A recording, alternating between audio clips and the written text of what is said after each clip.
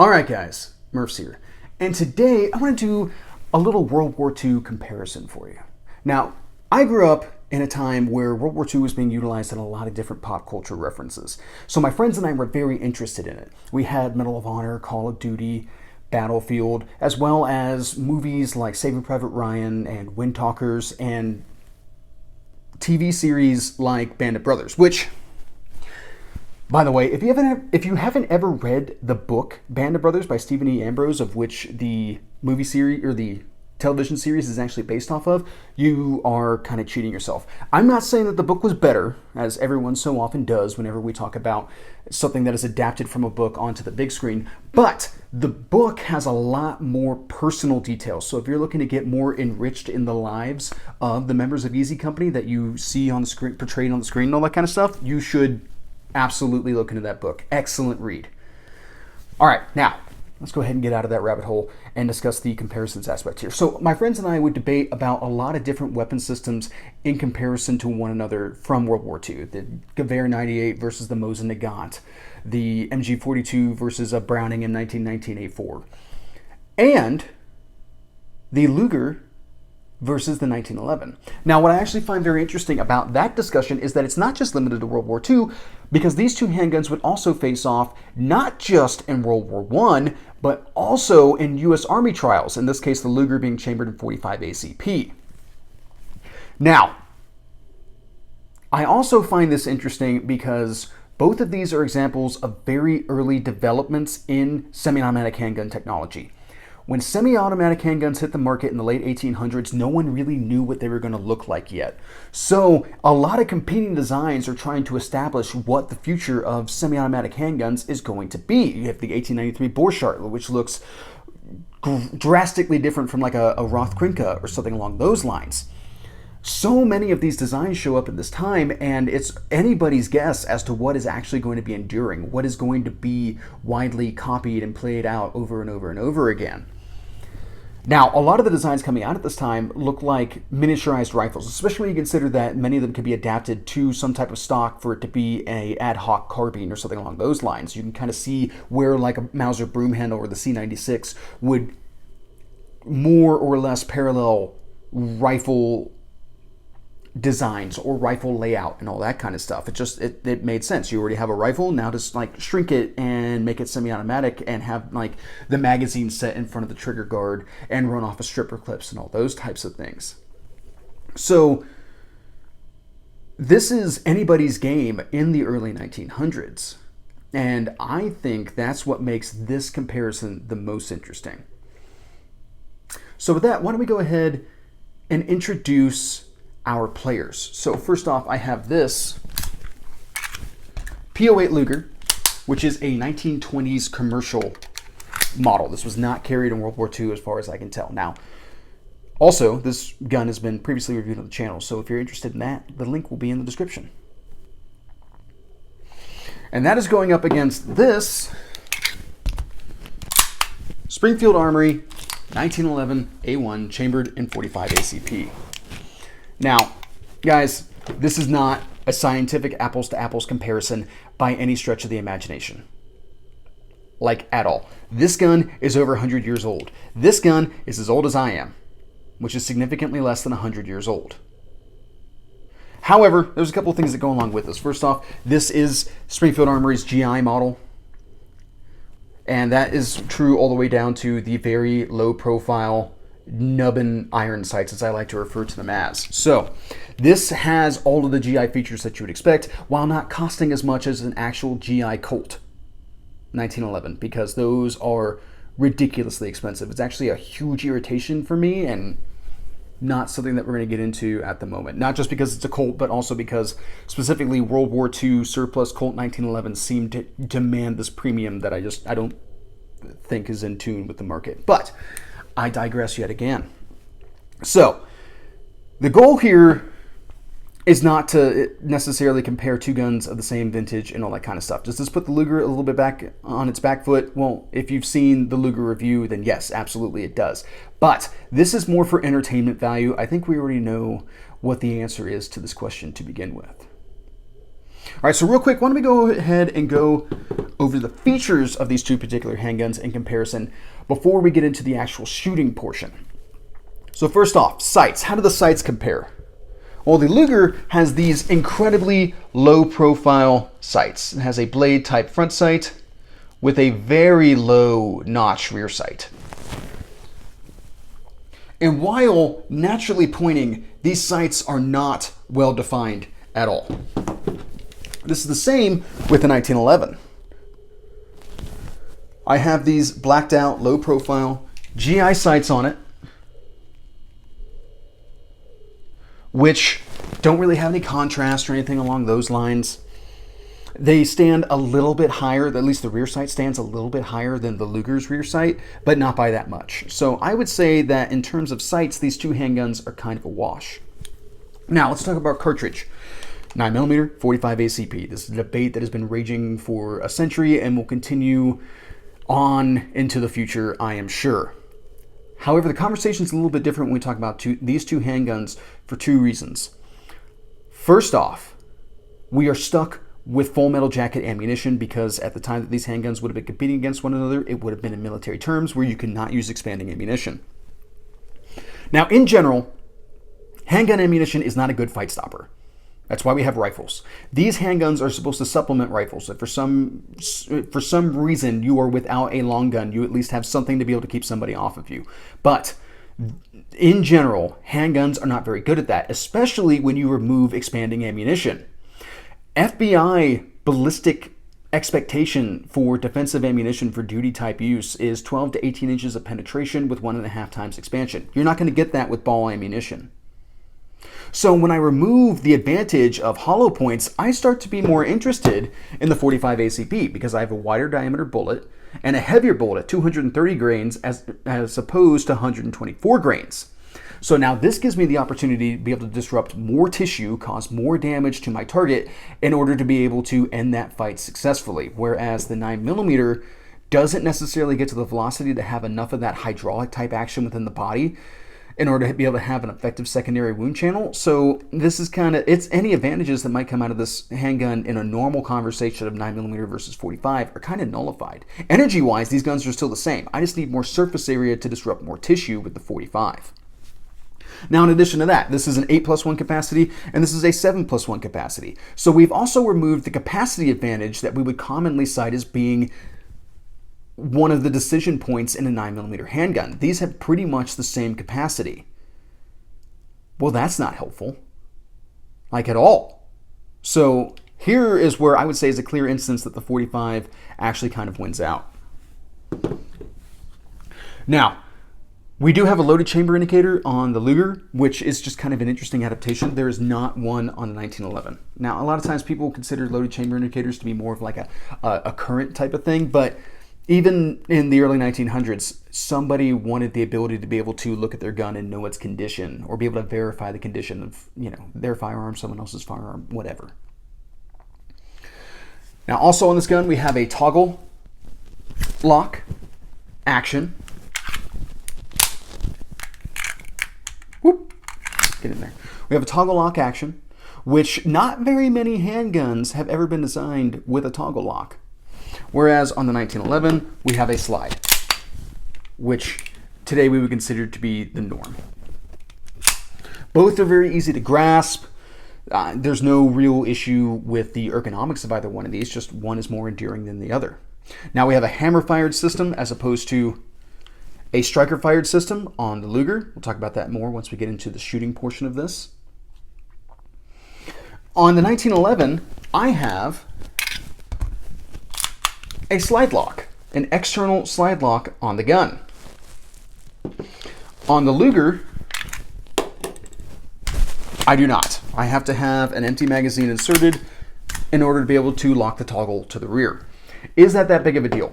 For myself personally, no. Longtime viewers of the channel know that I overhand rack my slides anyway because it works on everything, and this is kind of a sterling example of that. It doesn't matter where the slide release is located, or even if it has one, if I'm already just defaulting to running the slide. However, if you're somebody who does prefer to run slide releases for your reloads, slide release reloads, then the 1911 would be far more advantageous to you. Now, one of the things I would point out for that, though, is that I think it's more efficient to utilize your support hand to be able to release the slide because it is set very far forward and you kind of have to break your grip in order to be able to access it. And that's not the best plan overall. You shouldn't be breaking this grip to then have to rebuild it in order to be able to continue engagement. So I would definitely endorse utilizing your support hand to release the slide. So I would say in this case, Advantage 1911, even just from a simple handling standpoint of being able to lock the slide to the rear, to check it, clear it, clean it, any of those types of things. Now, our safeties are set in the same location to the rear of the firearm, here and here. However, the 1911 having a slimmer overall design, it is much easier for me to get onto that safety. As opposed to the Luger, I have to manipulate my grip a little bit more in order to be able to access it. And that is because the Luger has this very fat top to it. It's like a shelf up on top of the gun, which kind of widens out my grip a little bit whenever it is that I get onto the gun, and definitely whenever I try to go after the safety.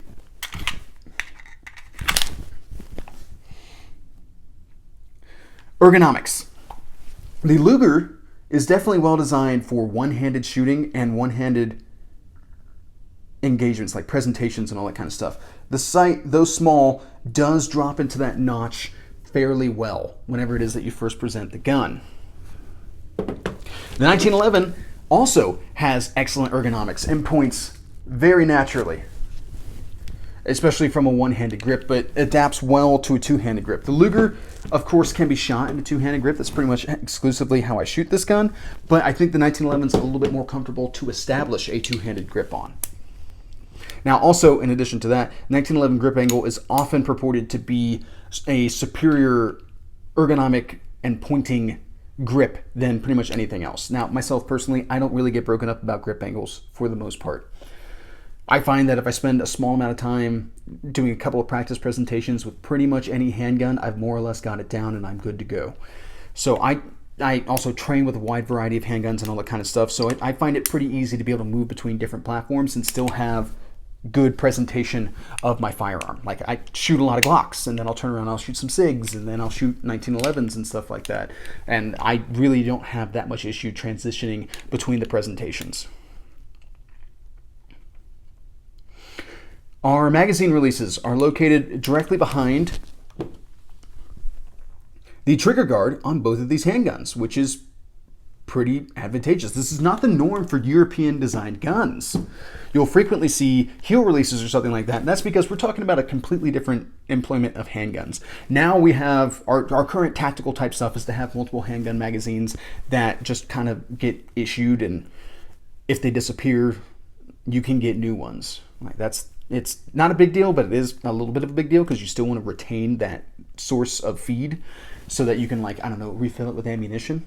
But at this time, you wouldn't just discard your magazines. You were issued those two magazines, and especially in the case of a Luger, they were serialized to the gun. So you would engage, and then if you needed to reload, you would drop your magazine, retain it, grab your next one, and then go back to whatever it was that you were doing. Magazines are actually, at this time at least, expensive to produce. And there's a lot of concern from militaries that guys are just going to discard magazines left and right, and they're going to be spending a bunch of time, money, and most importantly, resources trying to rebuild magazines to be able to keep supplying to the troops. It would be a long time before magazine technology actually got to the point of being relatively inexpensive to produce and still reliable, because that's a key feature here. Because there are plenty of guns that had mass-produced magazines that were not reliable. You just kind of had to, like, work through it. M1 carbine being a prime example. The Luger has this magazine release here. It's still expected that it would be retained. Sorry, I had to, like, reboot there for a second. It would still be expected that this magazine would be retained, but it at least had a more ergonomic and easier to remove option. The 1911, of course, has the same type of setup. I guess it was just some forward-thinking designers right there. All right, now we have a grip safety on the 1911. Earlier iterations of the Luger prior to the P08 would have grip safeties on them. The German Army would do away with the grip safety. Grip safeties are 6 of one, half a dozen of another to me. Some people like really hate them. They are violently opposed to the grip safety. I've never had that big of an issue with them. I've never had one induce a malfunction or anything like that on me because I didn't properly depress it. So I've never found that to be a problem for sure. All right, guys, that's the features portion of this. Let's go ahead and get into shooting. I actually put together 4 different drills to compare these 2 handguns off of. Now, all of these drills were shot at 8 yards, and they were shot at 2-inch target pasters that I had on my target. And that's mostly because I didn't have multiple targets to be able to put out, multiple backers to be able to put out there. So with that, the first drill that I shot, I put 5 target pasties on my backer in a kind of 2-1-2 or X type formation, and the goal there was to slow fire 1 round at each one of those pasties to see if I could actually hit them directly. All right, so let's go ahead and roll in the footage of that shooting.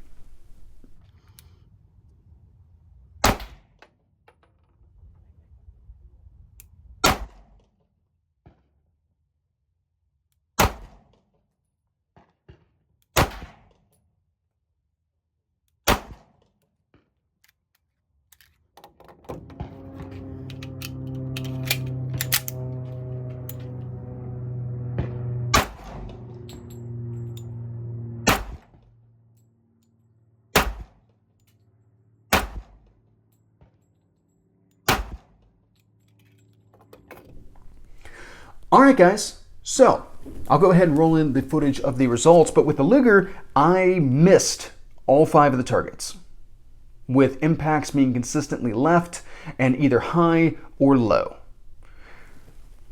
I think some of that has to do with perhaps the grip of this gun. It's a little fat at the top like we talked about before, so it doesn't necessarily nestle perfectly into my hand, and I think we kind of saw that effect while shooting. I have also noted that this handgun does hit consistently left for me over the years. I do think the front sight's maybe a little bit canted, but some of that can also be changed by the amount of finger that I use on the trigger and all that kind of stuff. So it's something that I've been actively kind of working around and really stressing over the last couple of years. Now, the 1911, on the other hand, managed to hit 3 out of the 5 targets. So the 1911 is the clear winner on this particular drill. Which also, like, I've actually trained around this particular handgun quite a bit. I've taken it to courses and competitions and stuff like that. So I do shoot this handgun quite well. Never really had the same issues that I've had with the Luger with this handgun. All right, let's go ahead and go into our second drill where I fired a 5-shot group out of each handgun at my remaining unhit target pasters. And let's go ahead and roll in that shooting footage.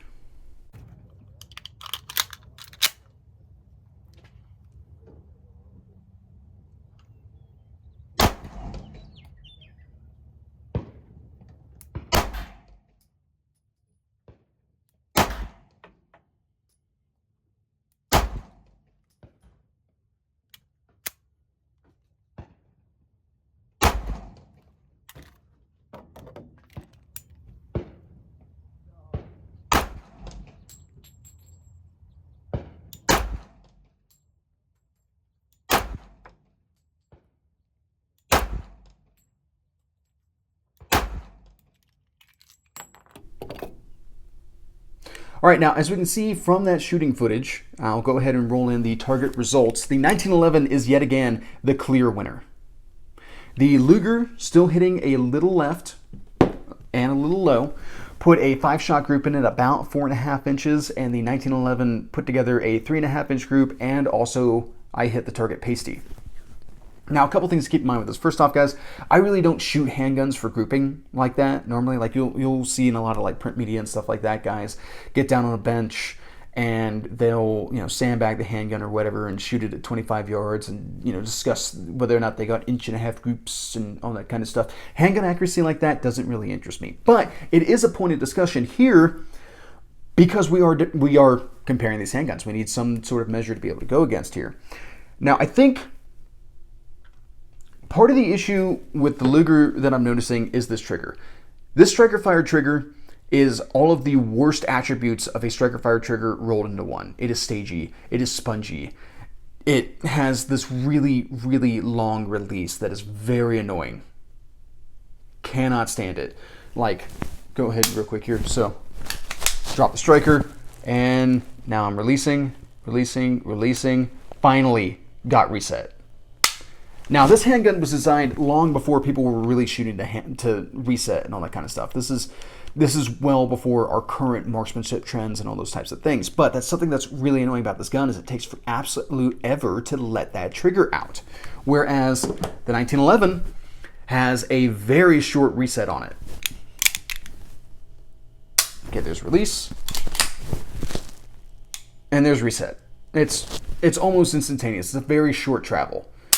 And it just makes it easier to keep all the sighting and everything to get nice and close together and all that type of thing. I don't necessarily attribute a lot of accuracy to handguns, but when we're starting to really get into the minutia type aspects, these things do add up. All right, so the 1911 yet again handily wins the comparison. For our next drill, I decided to do the same X target configuration engagement of 5 targets in a 2-1-2 configuration, but this time timed. And the idea of putting it on time or on a timer was to put a little bit of pressure on to trying to get a faster sight acquisition and trigger manipulation, all those types of things. So I actually shot this drill 3 times over, so we'll go ahead and check out that footage real quick.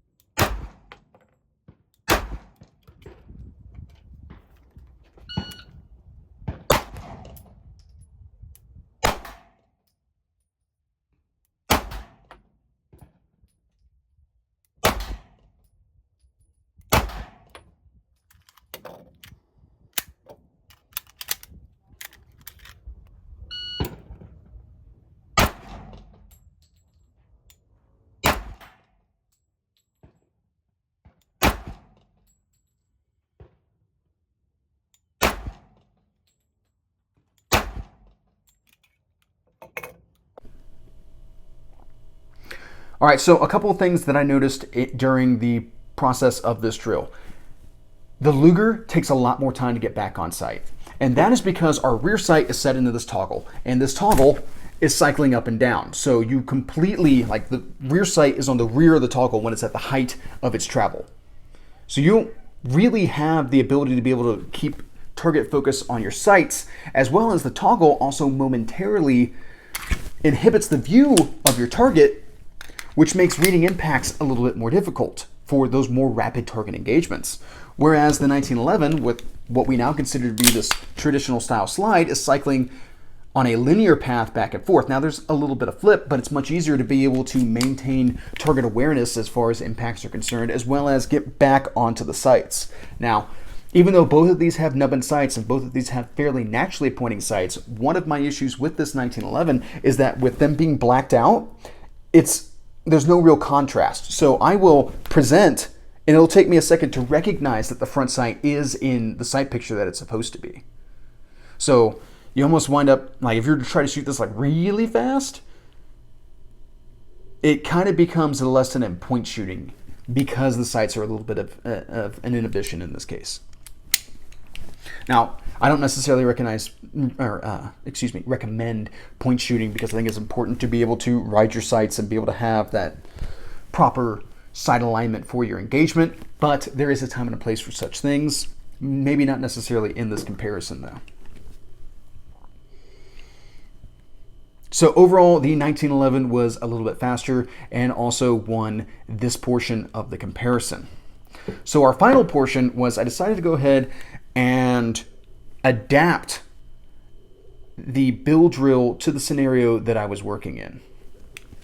Now, traditionally, a bill drill is you have 3 targets equally spaced. You engage each one with 2 rounds, conduct a reload, and then engage those same 3 targets with 2 rounds each. I didn't have multiple target backers or anything like that to work off of, so I again utilized my X pattern of 2-inch target pasters and engaged them with 10 rounds, 2 in the top 2 targets, 1 round in the center, reload, 1 round in the center, 2 into the bottom targets. So let's go ahead and take a look at how that worked out.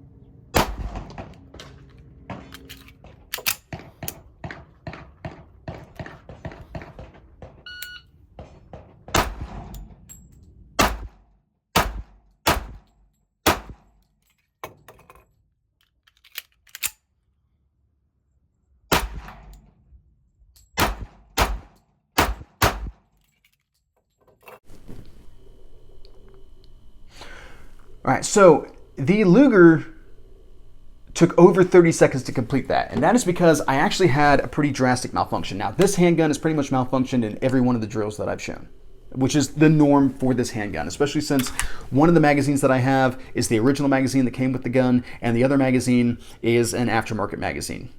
So this is already kind of fighting an uphill battle when it comes to reliability of magazines. Now, what I have historically been doing as this gun hangs up on the last round is I've just been pulling the toggle back a little bit and then closing it to help that round get into the chamber. That did not work out on this drill, and I decided to just go ahead and fight it all the way to the ground, recover that bullet, get it back into the magazine, and get this gun loaded up and ready to go. Having a slide release would have really helped out in this case. If I could have manually fed that round into the chamber and then hit the slide release, I could have been that much faster on that particular drill. So kind of a weird niche thing where a slide release actually would have been really helpful. Or a toggle release in this case, I guess I should say. So the Luger, over 30 seconds. The 1911, on the other hand, managed to complete it in under 15. So it did it in less than half the time of the Luger. The 1911 most definitely won this particular challenge. However, the 1911's also been having a little bit of its own weird feed issues. Not necessarily a full-on malfunction, except for the last round on one of the previous drills that did not necessarily fully eject out of the chamber, which, with that and rounds also coming back into my face, I have a feeling that there might be an issue with the ejector and extractor in this handgun. The internal ejector and extractor on the 1911 is one of its Achilles heels. Sometimes those need to be tuned and all that kind of stuff to properly perform the function of getting brass out of the chamber, and I think we might be seeing that issue starting to develop with this particular handgun. Now, it also could have been that the range ammunition I was using was maybe a little underpowered or something along those lines, but I've never really had an issue with cellular and below before. So this is something that I'm actually gonna have to explore a little bit further with this particular handgun moving forward. All right, let's go ahead and get into our final conclusions here. Guys, I don't think it's any real shock as to who won this comparison. And really, we can see this in a couple of different ways. Not just my completely unscientific comparison between these two handguns, where the 1911 readily trounced the P08 Luger. However, we also see it as a result of American U.S. military trials, where the Luger did prove to be a little bit finicky with ammunition. In fact, Luger would actually develop its own 45 ACP load to pair with this handgun. However, like Not a lot of that or any of it really made it to the trials when it was put up against the 1911. And I don't necessarily think that was the route to go to try to win, because the U.S. Army is going to already select the load that they want in their handgun. If you tell them that you need a special load in order to be able to run that handgun reliably, I could understand them being less interested in wanting to buy your product. Now, in addition to that, you don't see a lot of handguns out of the market that look like Lugers. And those that you do see have the form of a Luger but don't have the function of a Luger. So you could pick out like the Japanese Nambu, which is not a good example because those were incredibly unreliable and really terrible combat handguns. You could also look at the Leti, which is an excellent example, and then even the current production Ruger Mark series of 22 pistols. However, none of those are toggle lock systems. Not very many, like I said at the beginning, not very many handguns were made with toggle lock operating systems like the Luger and the Borchardt. In fact, that's pretty much it for handgun systems that work off of a toggle lock. Whereas the 1911's operating and layout, its operating system and layout have been copied the world over in a wide variety of handguns. That alone kind of indicates who actually wins this comparison. No amount of range data was going to change that because we already know the result. We see this gun copied everywhere. We do not see a lot of toggle locked handguns out there. All right, guys, I think that pretty much covers my thoughts on this particular subject. Hope you guys found this interesting. And if you take a look at my data and pull a different conclusion from it, I would love to hear about it down in the comments section. All right, guys, I think that's pretty much what I got. Have a good day.